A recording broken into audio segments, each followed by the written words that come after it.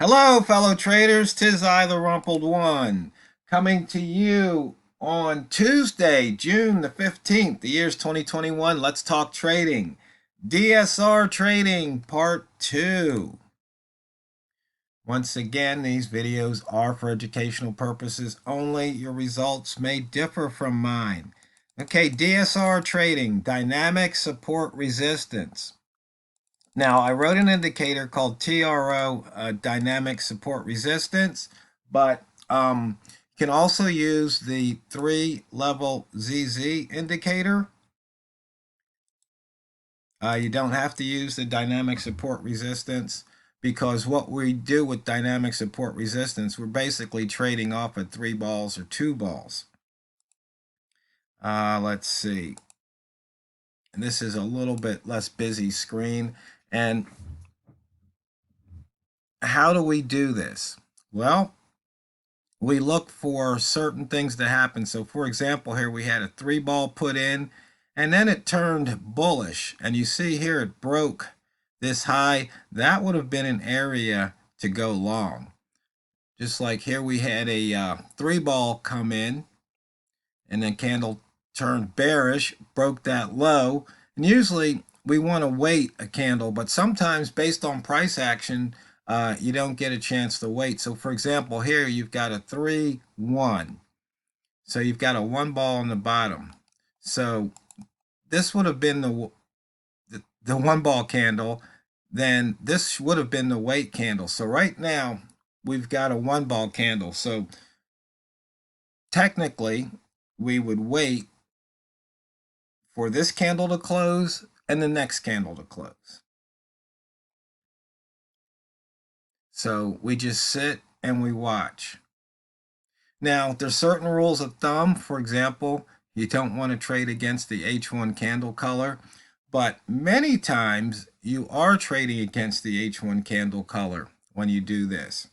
But you can weed out those trades where you would be trading against it. So right now it just turned green. So then it just turned red. So we can know that the H1 open is somewhere around here. So we'll just sit and wait and watch, because that's what trading is mostly comprised of, is sitting and waiting and watching. So we want this candle to close. It's going to close in about 20 seconds. Now 15, 14. So long as the next candle, this 1 ball, doesn't move over, then we can wait. But if the 1 ball moves over like it just did, now we're going to have to wait another minute. Now we've got a 2 ball. Now this is better. This is much better because a 2 ball is stronger. 2 ball represents a 13 period low or thereabouts. If you look at the 3-level ZZ indicator, you come all the way down here, they have the period. So you've got a 5 period, a 13 period, and a 34. So this is the 1 ball, the 2 ball, the 3 ball.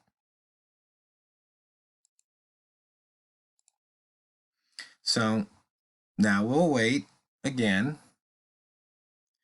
for this candle to close.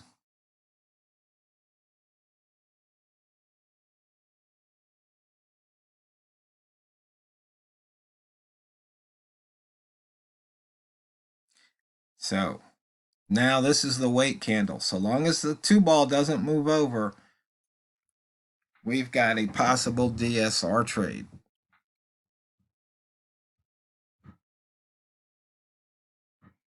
Yep, the 2 ball moved over, so now we get to wait again.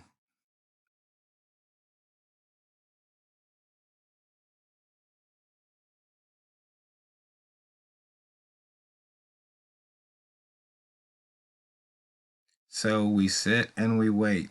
Now, the highest low and lowest high, we put those on there because that's also a area that we look to take the break off of.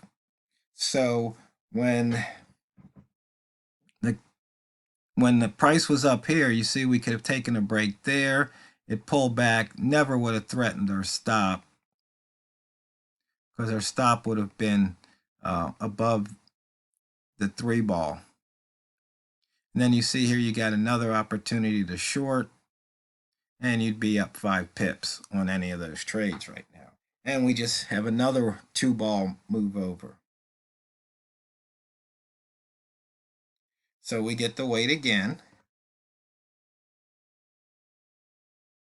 And these dots are just simply the highest low and lowest high for the 34 periods. So in this case, it happened 12 bars ago. For the 34 highest low and lowest high, this happened 23 bars ago.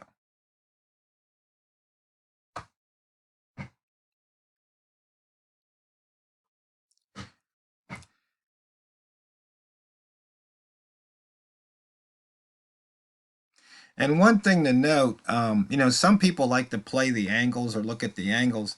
You can see here how the rapid move up versus the slow move down. So what just happened? Right here, we had a 2-ball on a bull candle. Price broke above that high. There was the trigger right there. So sometimes you wait, sometimes you don't. And that's just how it works. We're playing, once again, it's dynamic, meaning it changes. It's not static. It changes in almost every candle. There's a possible change.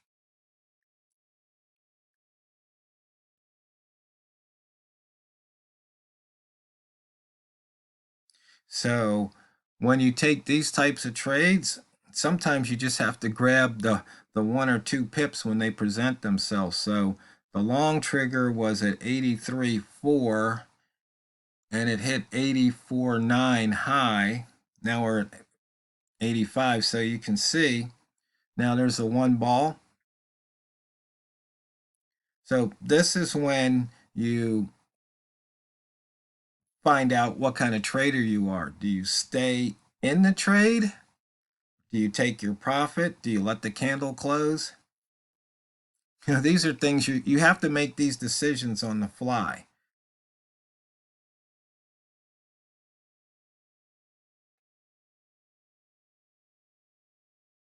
So it just depends on what you're targeting on the trade.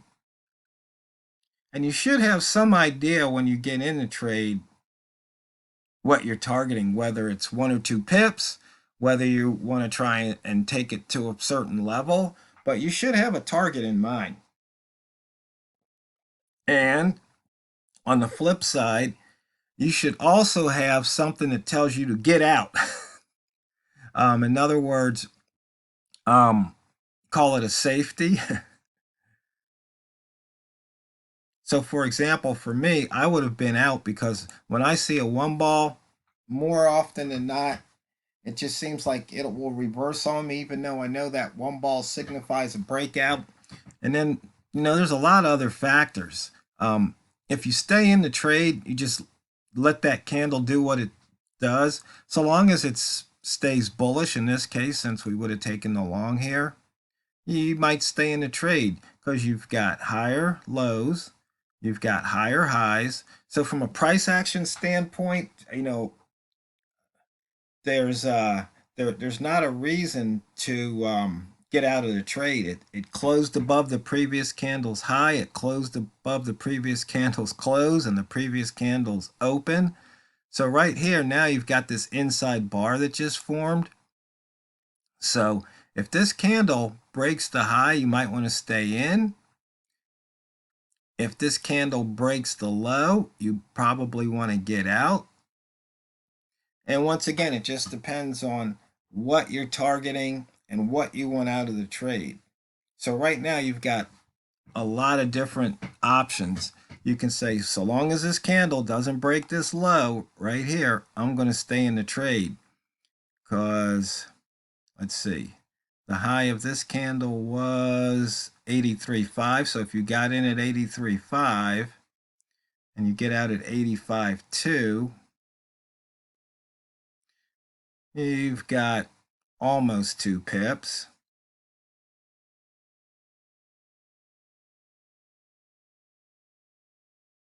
So what does this candle do? Does it break this? It's going up. So you see, by looking at the price action, rather than being emotional about the money, you can say, okay, where should my exit be now? Well, maybe I'll say if it breaks this low. Because you see, we put in an inside bar, a second inside bar, and we just broke the high of both those inside bars. We broke this other high. We've put in a 2 ball. We're almost back to that highest low. So you'd be up almost 5 pips right now. 5 pips to the good minus any spread and commission. So this is how we play those DSR trades. And, so for all those people who like to talk about hairy hindsight, I was showing you this, in real time. So you may have exited right here because it broke the higher low. You might exit if it goes below the close because it's out of the wick zone like it just did. It's entering this wick zone. It broke that high. So sooner or later, you want to take some money off the table.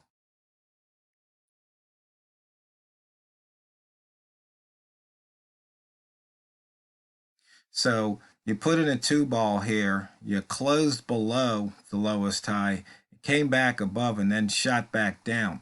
Do you take that trade? Once again, that's one of those ones you just have to play it by ear. This would not have been a standard or textbook DSR trade. No, that would have been a higher low break. And you'd be up a couple of pips right now if you took that trade. Actually, I should have probably go into the HL5 indicator here and display decimals. I should set that to 1 since we're basically looking to scalp. We need that precision. And that was an addition I made to one of the later versions of TRO HL5. So if you look at your inputs and you don't have it, that means you don't have the latest version. I know I'm thinking I might have to start putting version numbers, but I've been doing this for, over a decade now.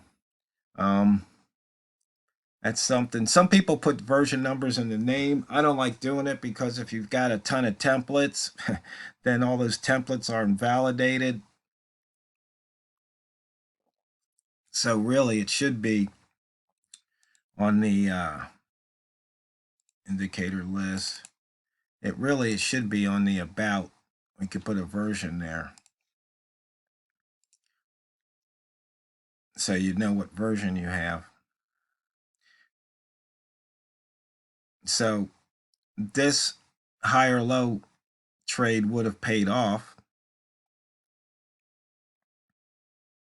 And so was there a reason to take that trade? From a DSR standpoint, there was, even though it wasn't a standard DSR trade, but you had a 3-2-2 pattern. So you can take that trade and you have a risk of about, let's see, where did that moves the high? 94. So you'd have less than a 10 pip risk there.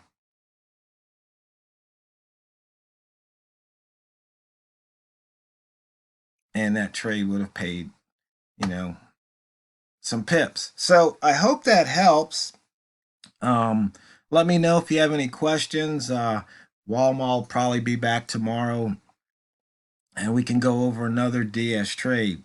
So, fellow traders, just remember it's not what you trade, it's how you trade it. So, go out there and drain the banks. And this is the Rumpled One, over and out.